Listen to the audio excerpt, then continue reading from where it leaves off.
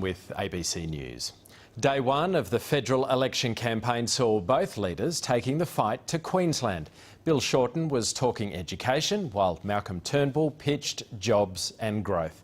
But both campaigns are already hitting some turbulence. A Labor candidate has broken with the party line on border protection, and the coalition is facing a doctors' revolt. Here's political editor Chris Yorman. Hey guys. From a Brisbane market And I'm Malcolm. to a school in Cairns, My name's Bill.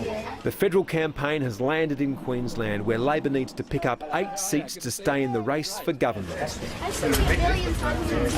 Yeah. Signalling he's on the attack, Bill Shorten began his campaign in the far north seat of Leichhardt, which the Liberal National Party holds by a margin of just under 6%. The opposition leader was playing to a strength Education and schools. and adding a policy plank. 400 scholarships for Indigenous Australians to learn to become teachers. 1,700 kilometres away, the Prime Minister's pitch was to small business. We want you to succeed. We want you to succeed so we can further succeed. That's it, that's right. Malcolm Turnbull was in Queensland's capital. He started on the offensive in Labor's Moreton, but he quickly moved to defence, adding his weight to shoring up the coalition's most marginal seat of Petrie, before moving on to Bonner.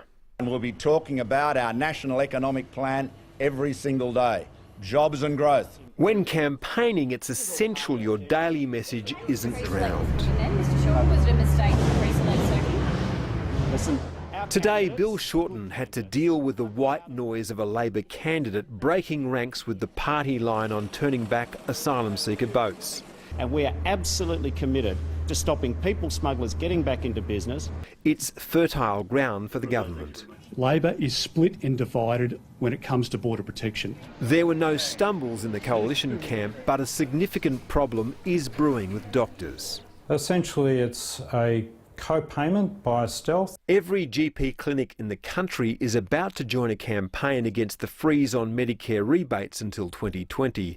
The threat from doctors will send a chill through coalition MPs. They can potentially no longer continue to bulk bill all patients. If you want to know where this election will be won and lost, then follow the leaders. They'll hit all of the seats in play, but the swinging voters in them won't make up their minds until very near the end of this contest.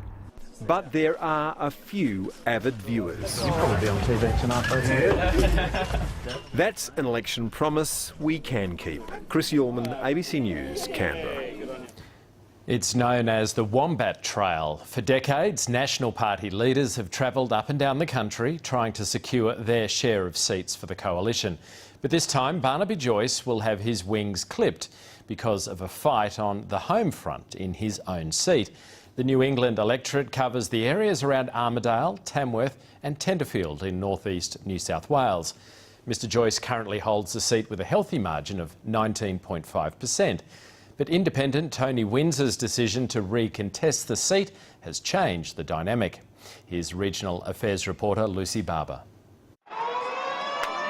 The battle for New England has begun. The Honourable Barnaby Joyce.